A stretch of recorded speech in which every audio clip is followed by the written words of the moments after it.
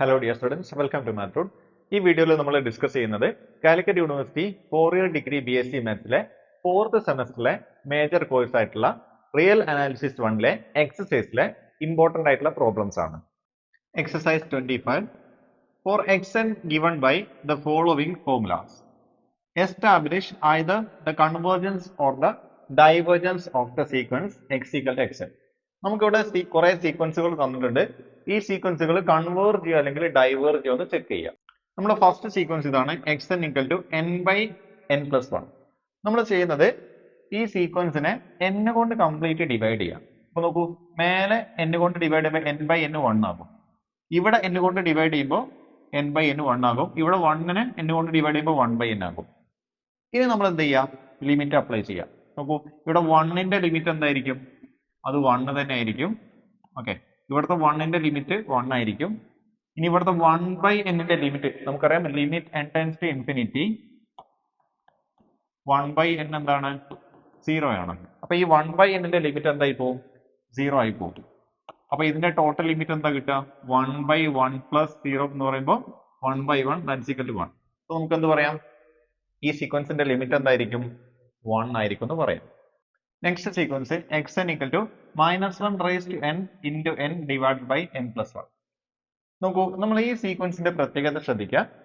-1n എന്നുള്ളത് alternate sign ആണ്. നോക്കൂ, നമ്മൾ n-ന് 1 കൊടുക്കുമ്പോൾ -1 അത് -1 ആണ്. ഓക്കെ, n-ന് 2 കൊടുക്കുമ്പോൾ -1 എന്ന് പറയുമ്പോൾ 1 ആണ്.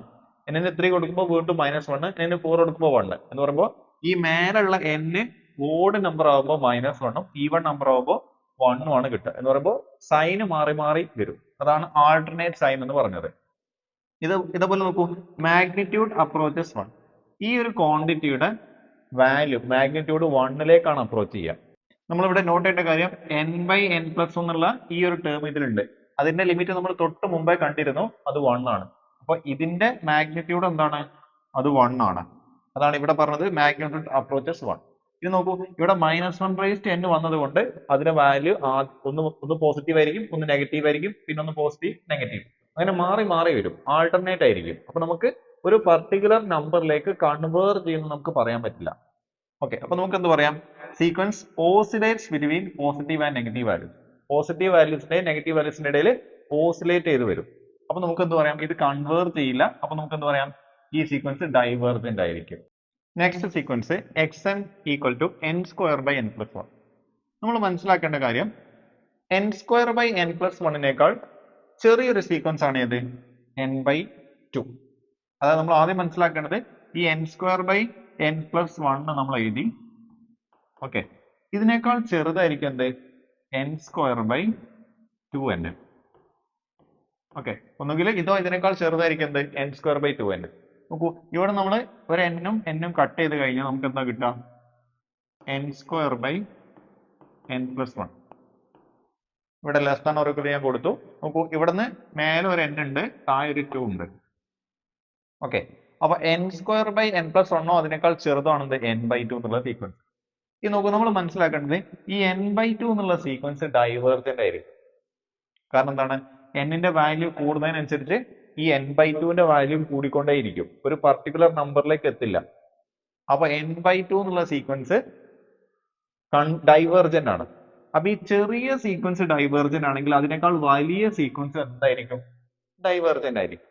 അപ്പൊ ഈ സീക്വൻസ് ഡൈവേർജന്റ് ആണ്. അപ്പൊ അതിനേക്കാൾ വലുതായിട്ടുള്ള ഈ സീക്വൻസ് എന്തായാലും ഡൈവേർജന്റ് ആയിരിക്കും. അപ്പൊ നമുക്ക് എന്ത് പറയാം? n²/n+1 ഡൈവേർജന്റ് ആയിരിക്കും.